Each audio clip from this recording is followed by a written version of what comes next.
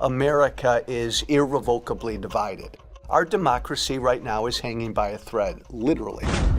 Our politics have become so polarized and so damaging, we can't get anything done to reset the thing. We're gathered together in the heart of our nation's capital for one very basic and simple reason: to save our democracy. Party, it will become something unrecognizable, more so than it already is. Trump, in one respect, is an epiphenomenon. He's a result of something else that's been happening that's much bigger. The problem is what led to Trump and Trumpism. There is such a thing as fake news. It's called propaganda and disinformation. Donald Trump could carry out the manipulation of the people who never really watch legitimate news. You can literally frame the mindset of an entire nation. Good people can be deceived and their minds can be hacked. This is probably the most important psychological phenomena that's occurred in this lifetime. Trump has taken us to a place where one of our parties now is anti-democracy. The craziest extreme has now taken over the middle. A pandemic of mass delusion to bring down our entire society. So much of the coverage of Donald Trump talks about his behavior and his activities, but not really why. It doesn't ask the questions about who this guy really is. And so much of the work I've been trying to do recently is getting into the mental health aspect of Donald Trump, seeing him as a malignant narcissist, seeing him as a gaslighter, somebody who has mental health problems of his own, a personality disorder. And I think finally the media is starting to get there with that kind of coverage, despite trying to normalize him for the last decade almost. A documentary that came out in 2020 was called Unfit, The Psychology of Donald Trump, which really was the first documentary to focus on the mental health aspect of the man. And I'm thrilled to say that a follow-up documentary called Untruths has just been released, and I'm joined now by its director, Dan Partland. Dan, thanks for joining us. Thank you so much for having me, Anthony. Good to be here, and thanks for that great introduction. Well, I was a huge fan of Unfit when it was first released, because I do take more of an interest in the psychological aspect of Donald Trump. And I do think it must be very frustrating for you, it certainly is for me, that the media won't talk about it. And it's almost as if the psychologists and the psychotherapists and the psychiatrists have been blacklisted from the media when it comes to talking about someone who is so clearly mentally ill. So just from your perspective as a filmmaker, why were you drawn to kind of deal with the psychological aspect of Donald Trump rather than just, the political? Well, yeah, I think I, along with everybody else in the early days of the Trump administration, was just aghast at what we were seeing on the news every night. And there was something wholly unsatisfying about watching the news. I think we were all consuming more news than ever before. Print media, television media, cable news, radio, just endlessly consuming the scandal of the day. But that was the problem. The 24-hour news cycle was consumed by the scandal of the day, and it was providing tons of coverage and very little insight. And so the effort, what led to Unfit, was really taking a step back and saying, what are people not saying? Because there is an unmistakable sameness to these scandals, to these news stories. How come nobody is talking about the sameness? And what the sameness is evidently abundantly clear once you take time to recognize it, is the psychology of Donald Trump himself. That is what was there's nothing in common, with the different cruelties of the firing offenses, or of the situation at the separating families at the border, or the Muslim ban, is divisive in the same way. There's a sort of pattern to his malignancy that we now call malignant narcissism. So the effort in Unfit was really to look at his psychology. The effort in Untruth is really to go in a different direction, because it's quite obvious that at this point, his psychology is not going to change. That's beside the point. The real persistent question, I think, for the society to deal with is the psychology of Trumpism. What is the psychological underpinning that is leading to people finding this malignant narcissist an appealing political figure? And Untruth has mental health professionals, you interview them, you talk to behaviorists and people going on the record with eye-opening discussion, analysis, examination of the false narratives, the untruths, the disinformation. And this is something that, again, you could literally make films every week about this. I mean, just in the last 24 hours, he has posted enough and said enough stuff that is so crazy that it doesn't fit into it shouldn't really fit into the box of normalcy. It is extreme, and it's not just political extremism. You can tell. You don't have to be a psychiatrist to tell that he is mentally ill, and it's almost like it's the elephant in the room, isn't it? With the media not mentioning it and everybody just playing along, when fascism shows up in November and says, "Okay, here I am," as we've seen with despots of history. Several of us, you included, are not going to be surprised, but a large proportion of the voters and indeed the media, maybe they will. Well, so there's a lot of different things baked into your point there. Number one, and you alluded to this before, is that the news media is, for the most part, there's an embargo on talking about the mental health of a political candidate. This is a kind of antiquated rule in the APA, the American Association of Psychiatrists Association, which is called the Goldwater Rule, and it's because of a lot of poorly applied science that happened back in the 60s.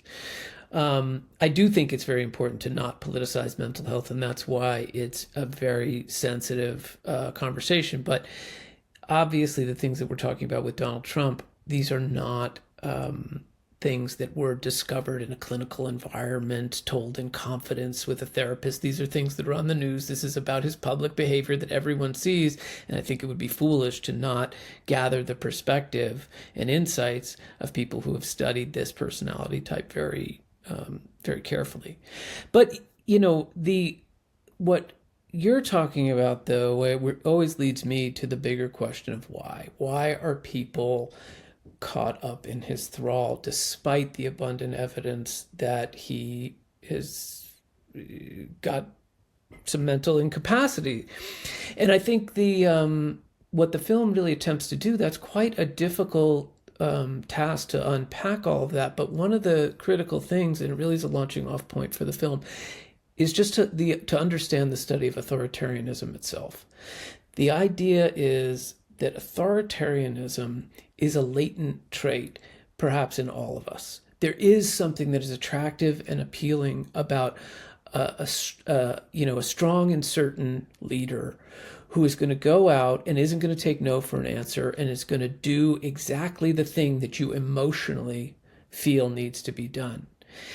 And so Trump has activated the authoritarianism in a lot of people. And once somebody has done that, they can make a real bond with their audience, with their followers, because he becomes the one person who's really giving voice, who is saying the unsayable, giving voice to the thing that I have felt in my heart. And look at him, he's the great man, and that validates my feeling. The problem with it is that even though the emotion may be right, the solution is completely ill-considered because it's addressing an emotional need and not actually addressing the problem. Examples being the border crisis or the Muslim ban. When Trump declared we need a Muslim ban, that was after a Muslim had shot up a nightclub, right? That felt good. That felt right. Like, why are we letting this happen? Why are we letting these people into the country?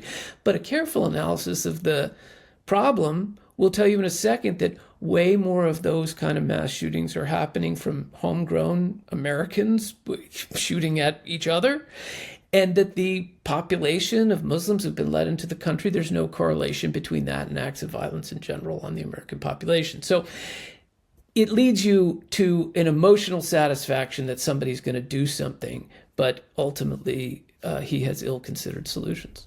You can apply that logic, though, to all of his policies. And that's what's so frustrating, is that, to me, his supporters, they're like turkeys voting for Thanksgiving, because there's actually nothing in his platform pledges that are going to help them. And a lot of these people have never come into contact with immigrants. They've just been told that they're bad hombres. And this is the problem, isn't it? That it's intangible. The whole thing is a sales pitch. And when it comes to him winning the presidency again, if that were to happen, they are not going to benefit to the tune of any of this stuff.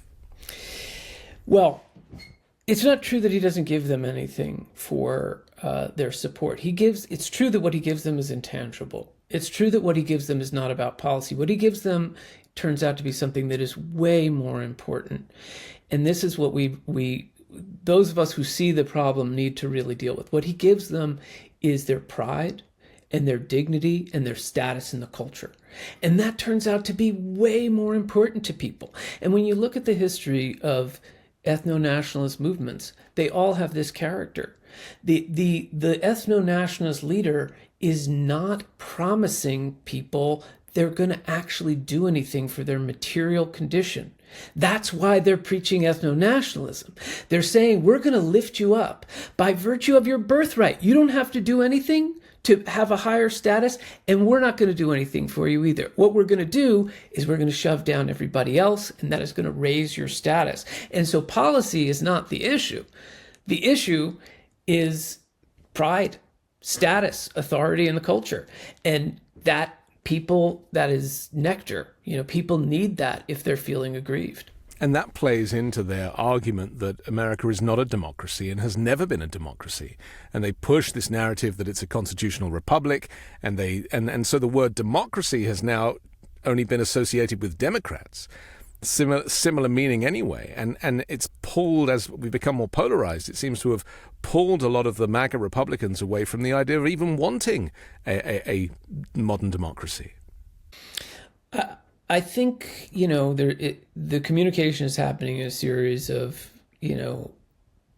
dog whistles and, coded communication. But I think it is safe to say at this point that democracy is not really important to this crowd. They do understand that if certain things were left to a true democratic process, that they wouldn't break their way. Right. And so when you're that frustrated that you're not able to enact your vision of the country, that you're completely fine denying majorities their fairly elected vision of the country, whether it's in a presidential election or whether it's for, reproductive rights. We're okay with getting what we want done, even if it disenfranchises our friends and neighbors.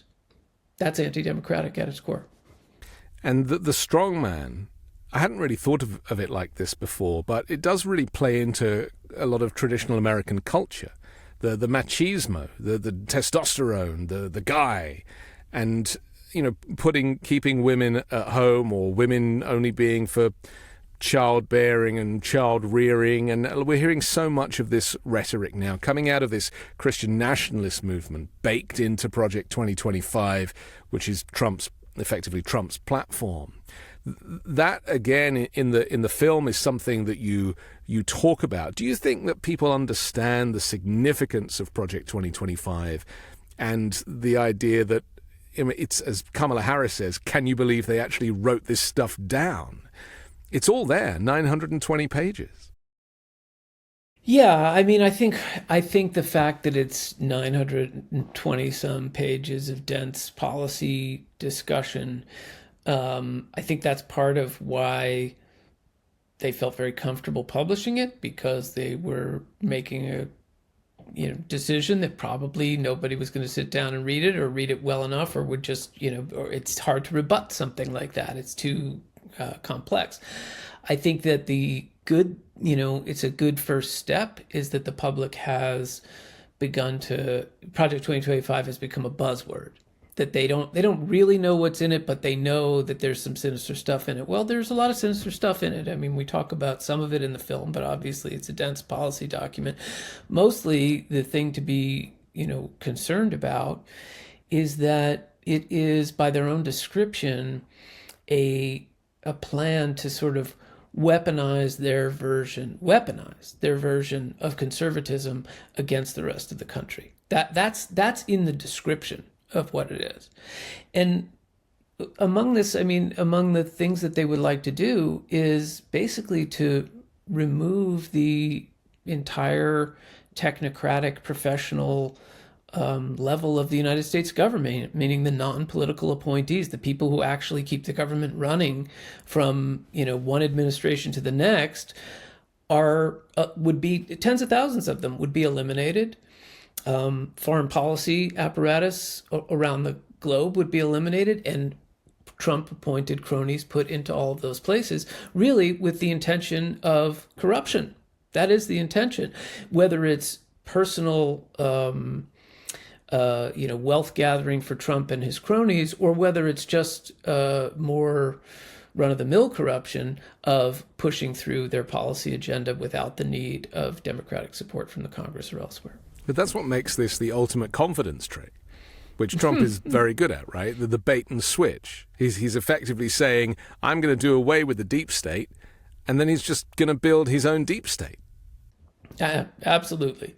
And I think, the other psychological principle, and we talked a little bit about this in the first film about Trump, is that it's always projection with him.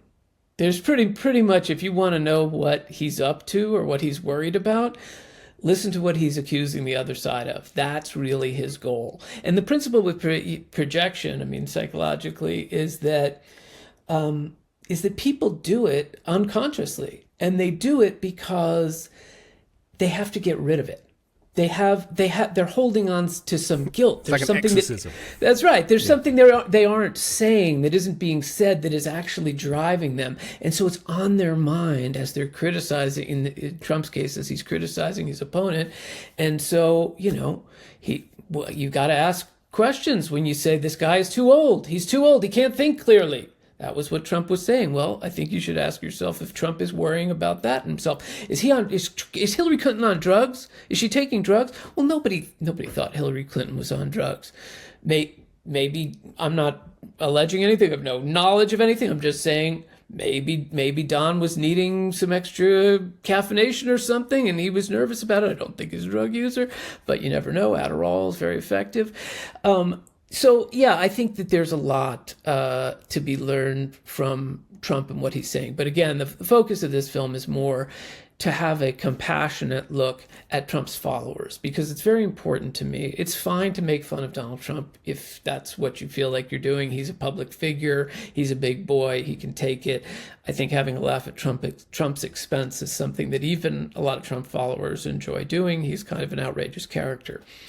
But I don't really want to have a laugh at the expense of his followers. This is 60 million people, right? 60 million people voted for him the second time after they already knew what was going on. So we have to look at that as a psychological phenomenon. 60 million people, it can't be written off as bad apples. They can't be written off as, as all just being duped. We have to accept the fact that there is something in the water, for lack of a better way of putting it. There's something at work in the psychology of our society that is making the ground fertile for authoritarian strongmen like Trump, because it's happening in the United States and it's happening around the world. But it can be explained by psychiatrists and psychologists, as you explain in the film. This isn't an unknown quantity. It's not something where people are like, I just don't understand. What are they seeing him? It's like, well, watch the documentary, read the books, listen to the people that know, because they do this day in, day out. And so many of the psychiatrists who bring their analysis to this, they see this type of psychopathy in prisons and with patients every day. And they recognize that he is just another criminal with serious mental health impairments. And yet, because he's won the presidency and was on The Apprentice, that has kind of normalized him as a public figure, when he really should be in a straitjacket in a secure unit. Well, yes, I think that the scholars in the film give a lot of insight into into this phenomenon of why people are drawn to authoritarians. The one thing, though, that I think is important to note is that goes back to my theme of not being able to pin it all on Trump, is because there have always been guys like Trump. Throughout history, they come up.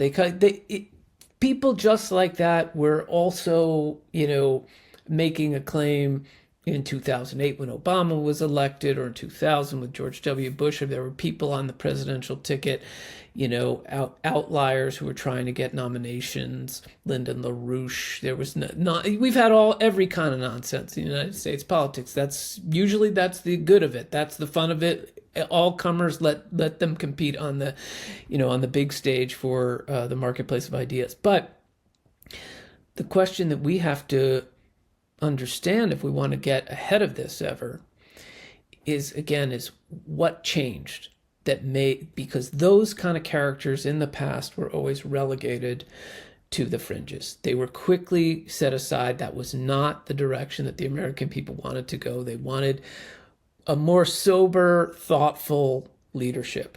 And right now they don't. And until we can understand why that is, I think we're going to be stuck in this cycle, because I don't think, regardless of the outcome in November, I don't think this chapter is over. Well, he's certainly not going to go quietly if he loses.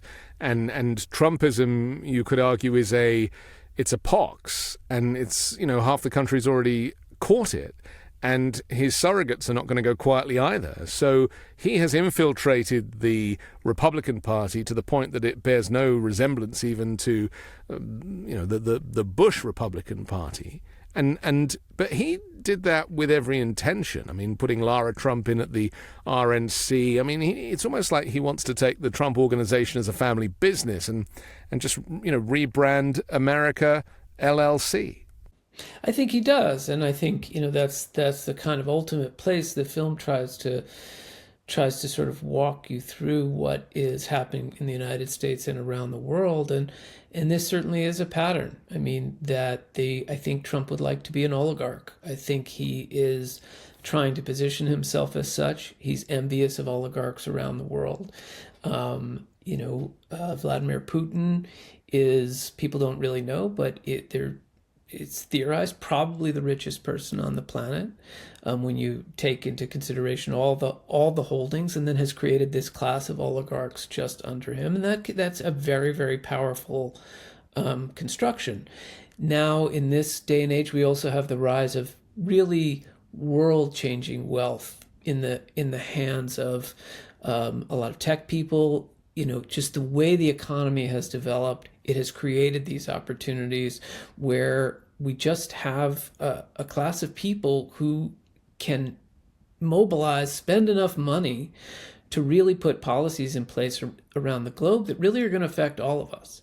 And I think that Trump is desperate to be in that club, eager to do favors for that club and to help that to happen, whether it's Vladimir Putin or whether it's, Saudi Arabian princes or Elon Musk. Well, he certainly regrets slagging off Teslas and electric vehicles and is having to walk that back, even offering Elon Musk a job in his administration involving in dealing with purchasing and waste. And Musk has accepted. And that is the oligarchy, isn't it? Creeping in to American governance. And it's good business for both of them. I mean, who with the first grade knowledge of business could understand that it made every sense in the world for Trump if he was going to get $45 million was what was pledged, $45 million a month from Elon Musk, to adapt any positions he had to make sure that would happen. And it easily made sense, business sense, for Elon Musk to offer $45 million a month if he could have the President of the United States in his back pocket. That's how oligarchy happens. The crazy thing is that no one seems to be trying to hide any of this stuff. It's all done in plain sight. And even, the coup and the insurrection, all in plain sight. And pretty much everybody involved in Trump's orbit now is either in prison or serving a probation sentence, or they've been caught for colluding with Russians. I mean, he really is the last man standing, and the legal cases haven't quite caught up with him ahead of the election. But certainly immediately after the election, he's due to be sentenced. I mean, this is a very serious thing. Do you think that him being a felon is going to affect the vote in any way? It doesn't seem like it. I think, listen, yeah, you said all of the people in his orbit who are in jail and stuff like that. Certainly, I mean, there are no former cabinet members who are endorsing him. A lot of them are endorsing Kamala Harris. Even the ones that aren't endorsing Kamala Harris mostly have come out, either written books or come out in some way on the record to say that they think electing Donald Trump would be a grave threat to the future of the country. And yet, there still is an endless stream of sycophants who would be happy to play that role. Even though Mike Pence's life was threatened, there's always going to be somebody who is happy to play that role. And that's it's a corrupt mindset, willing to make that kind of trade-off, which is, I suspect, what people at the highest levels of government who are participating with Trump are doing. But I think that in terms of the rank and file following, I think the equation is a little bit different, and I think it is more psychological. If you think about Trump as a malignant narcissist, he gets a narcissistic high off sadism, of power. Almost, isn't it? It is. Sadism is one of the attributes under the header of malignant narcissism. But if you think, what is the ultimate narcissistic high? I mean, what could be more powerful and thrilling than convincing people, millions of people, to believe what you say over their lying eyes? Right? I mean, that is the ultimate act of domination on his part in getting them to submit to his authority. If he can tell everybody who saw everything in broad daylight that something they saw was not true, they have to rely on him. That's his ultimate high and the ultimate manifestation of his contempt for his followers. I am sure Donald Trump holds his followers in contempt for their foolishness, for their stupidity in following him, right? That's the complicated psychology of it.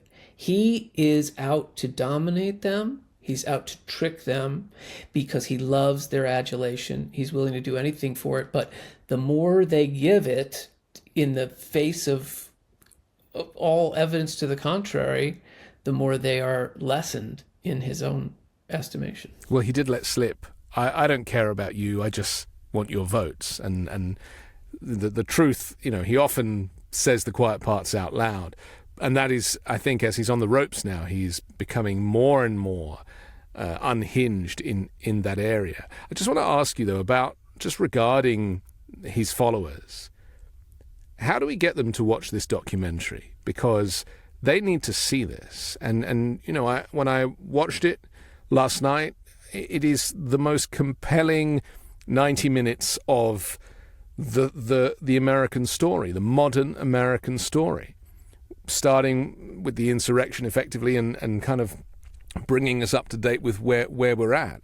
It's a terrifying anthology of events when they're all put together in one program, as you've done. And I thought to myself, well, if MAGA Republicans who are brainwashed, who are suffering Trump contagion syndrome, were to watch this, maybe they might be like, yeah, that's quite a lot, isn't it? Well, thank you for saying all that. Listen, I think the dig on these films, on this film and other films that wade into this political space, is that they're always dinged for sort of preaching to the converted.